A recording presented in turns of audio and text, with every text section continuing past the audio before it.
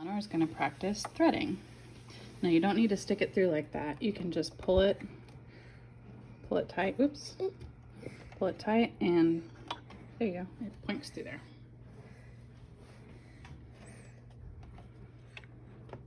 Hang on. Okay. Not quite.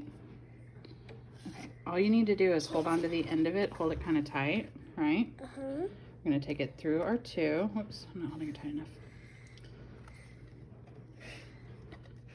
Like that. Down to 3. Down to 3. You can hold it kind of tight. There we go. Up to 4. And down to 5. Hooks it through the little hook, right? And then I'm going to thread it. Oops. No pressure here. There we go.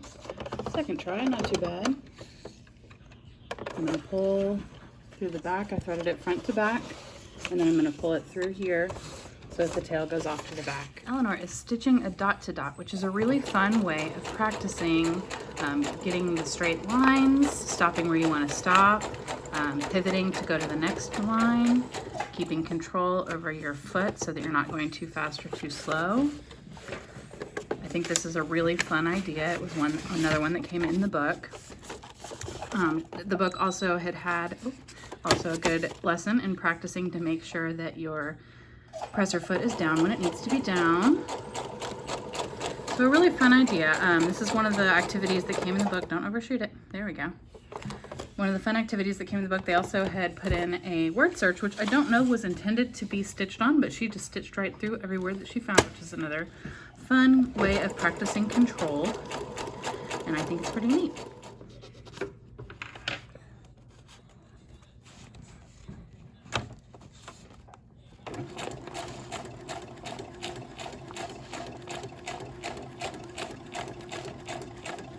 We're going to use a pencil, freezer paper, which I only have parchment paper, but we'll see if that's the same thing. I'm honestly not sure if it is, and a piece of paper. The first thing we're going to do is I'm going to hand this to my helper.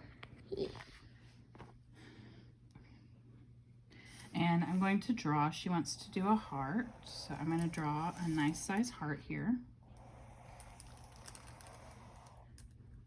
That's a terrible heart. That's all right. It doesn't need to be perfect, but I'll make it this side a little bit more even. There we go. And this part is going to come off at some point, so we're not going to worry too much about that. Now I'm going to let my helper cut it out carefully.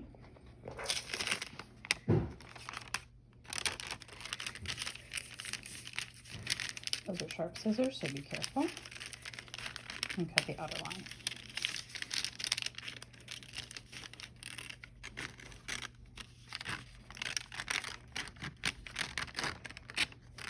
While she's doing that, I'm going to turn on my iron, because that's another thing we're going to need here. And actually, there's another thing I can use if this doesn't work like it's supposed to. That is interfacing, which would be able to help me stick a couple of things together. I'm not sure if that's double-sided or not. I'll find out. I do have some. So I'm turning this up. It says to do the cotton setting, which is pretty high. It's going to be pretty warm. And once we're done cutting this out, according to the instructions, we're going to place the freezer paper shape on here and iron it on. Like I say, I am not 100% sure if this is the right kind of paper, but we'll find out. Okay, do we have a shiny side of this? Not particularly. This may not work as well as I thought it would, but that's okay. Rather than ironing it on, let's see, I think we're just going to use a little dab of glue stick just enough to keep it on there, because this doesn't, the paper isn't going to stay on forever. Let me see. Just for the sake of filming and because I don't want to run out and get wax paper or whatever it's called, what did it say, freezer paper at the store, because now's not a great time to do that. We're just going to dab a little bit of glue stick on the back and it'll come off when we need it to come off. So the whole point of this exercise is to be really precise in cutting. So what she's going to do, what I'm going to have my little helper here do, what Eleanor's going to do is stitch around the outside without touching the white part. So that's going to be the next step, is to stitch around the outside very carefully without touching the white. She's starting at the bottom point, so she's going to guide that around close to the edge, but not touching it.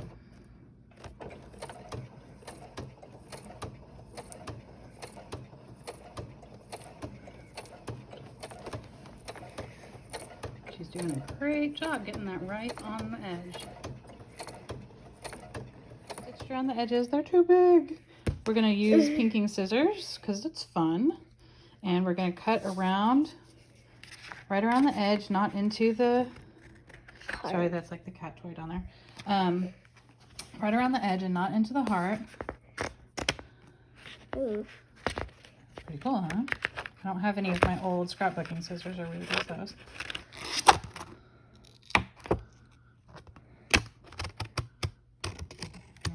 Cut over your stitching there. Trying not to. It's alright. I know, those are really big for your hands, aren't they? Wish I had my old scrapbooking scissors, but those went away a long time ago. I like this zigzaggy. Oh, pretty cool, huh? I used to have scissors in a bunch of different shapes and things. They were kind of fun. Okay. And now that we've pinked around the edges of it, we can peel up our paper. That left a little more glue than I anticipated, but that's all right. I'm just gonna rub that off a little bit. And she can punch a hole right here and put some thread through it and decorate it however she wants to decorate it, which this little girl loves to decorate things, right? Yes. So she can decorate it, hang it up somewhere, and really any other shape you want to do. We can do hearts, stars, triangles, whatever suits your fancy.